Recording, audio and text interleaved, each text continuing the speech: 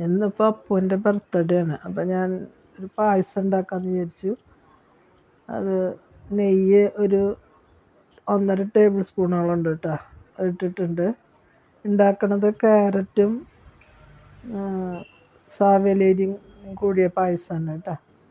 വളരെ എളുപ്പമാണ് അത് ഉണ്ടാക്കാനായിട്ട്. അപ്പോൾ നെയ്യ് ചൂടായി വന്നപ്പോൾ അണ്ടിപ്പരിപ്പ് ഇട്ട് കൊടുത്തിട്ടുണ്ട്. അതൊന്ന് വറുത്ത് വരട്ടെ. അപ്പോൾ നിങ്ങളുടെ കയ്യിലുള്ള നട്ട്സൊക്കെ ഇട്ട് കൊടുക്കാം കേട്ടോ. നന്നായി വന്നപ്പോൾ കുറച്ച് കിസ്മസ് ഇട്ട് കൊടുത്തിട്ടുണ്ട്. ഞാനിപ്പോൾ അണ്ടിപ്പരിപ്പ് കിസ്മസ് മാത്രമേ ഇടുന്നുള്ളൂ കേട്ടോ.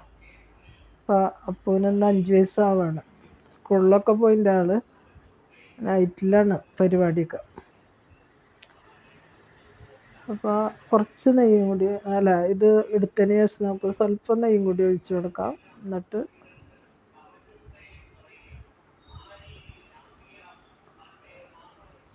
അപ്പോൾ ഒരു വലിയ 3 ക്യാരറ്റ് ഞാൻ ചീവി വെച്ചിട്ടുണ്ട് കേട്ടോ. അപ്പോൾ അതിട്ട് കൊടുക്കാം. അത് അതിൽ കിടന്നിട്ട് ഈ നെയ്യിൽ കിടന്നിട്ടൊന്ന് വേവണം. എന്നിട്ടതങ്ങനെ ഇതിൻ്റെ എമൗണ്ടൊക്കെ കുറഞ്ഞ് ഒരു ചെറിയൊരു ഇതാവും. നന്നായി വേവണം.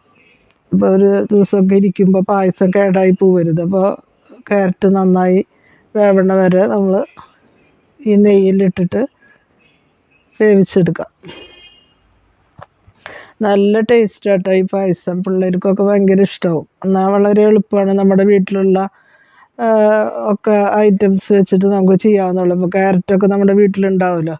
അപ്പോൾ സാവേലേരി ഞാൻ വേവിച്ച് വെച്ചിട്ടുണ്ട് കേട്ടോ. അത് ഞാൻ വേവിച്ച് വെച്ചു. അല്ലെങ്കിൽ ഈ പാലിലിട്ടിട്ട് വേവിക്കാം കേട്ടോ. ഞാനിപ്പോൾ തേങ്ങാപ്പാലിലാണ് ഞാൻ ഈ പായസം ഉണ്ടാക്കുന്നത്. അപ്പോൾ 2-ാം പാൽ ഒഴിച്ചു കൊടുത്തിട്ടുണ്ട്. ഒഴിച്ചു കൊടുത്തു. അപ്പോൾ അതിലേക്ക് ഇനി വേവിച്ച് വെച്ച സാവേലേരി നമുക്ക് ഇട്ട് കൊടുക്കാം.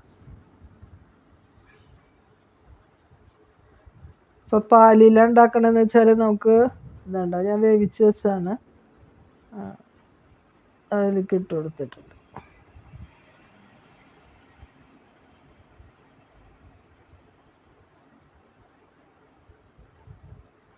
അത് കട്ട പോലെ തോന്നലോ. കുറച്ച് നേരം ഇരുന്ന കാറില്ല. അത് മണിമണിയായിട്ട് അതിൽ കിടക്കുന്നുണ്ട്. നിങ്ങൾക്ക് കാണുന്നുണ്ടെന്ന് വിചാരിക്കുന്നു കേട്ടോ. 1 കപ്പ് പഞ്ചസാരയാണ് ഇട്ട് കൊടുത്ത് കേട്ടോ. ഇട്ടതിന് ശേഷം ഞാൻ വീണ്ടും സ്വല്പം നെയ്യിട്ട് കൊടുത്തിട്ട് കുറച്ചും കൂടി തേങ്ങാപ്പാലുണ്ടായിരുന്നു അത് ഒഴിച്ചു കൊടുത്തു. 2-ാം പാലുണ്ടായിരുന്നു അതും കൂടി ഒഴിച്ചു കൊടുത്തു. ഒരു നുള്ളു ഉപ്പിട്ട് കൊടുത്തു. അതിന് ശേഷം നമ്മൾ വറ്റിച്ചെടുത്താണിത് കേട്ടോ. ഇതിലേക്ക് ഞാൻ കുറച്ച് ബട്ടർ ചേർത്തു. ഇപ്പോൾ തന്നെ ബട്ടർ ചേർത്തുണ്ട്. ഇങ്ങനെ പറ്റിച്ചെടുക്കണം. അതിന് ശേഷം 1-ാം പാൽ ഒഴിച്ചു കൊടുത്തു.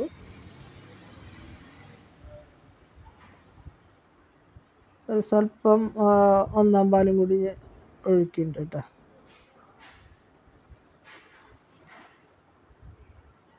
കുറച്ചും കൂടി ഞാൻ ഒഴിച്ചു കൊടുത്തു. അതിന് ശേഷം ഒരു തേങ്ങയുടെ പാലാണ് കേട്ടോ. അത്യാവശ്യം വലിപ്പമുള്ള തേങ്ങയുടെ പാലാണ്. ഇതിലേക്ക് നമുക്ക് ഏലക്ക പൊടിച്ചിട്ട് കൊടുക്കണം.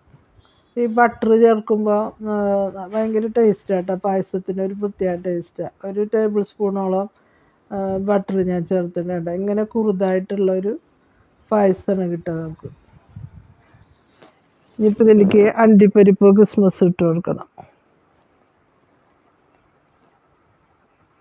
ഏലക്ക പൊടിച്ചത്. 1-ാം പാൽ ഒഴിച്ച് കഴിഞ്ഞാൽ പിന്നെ തിളപ്പിക്കാൻ പാടില്ല കേട്ടോ. അതാണ് അങ്ങനെ കിടക്കുന്നത്. ഇതിലേക്ക് നമ്മുടെ അണ്ടിപ്പരിപ്പും കൂടി ഇട്ട് കൊടുത്താൽ അണ്ടിപ്പരിപ്പ് കിസ്മസ് ഇട്ട് കഴിഞ്ഞാൽ നമ്മുടെ പായസം റെഡിയായി.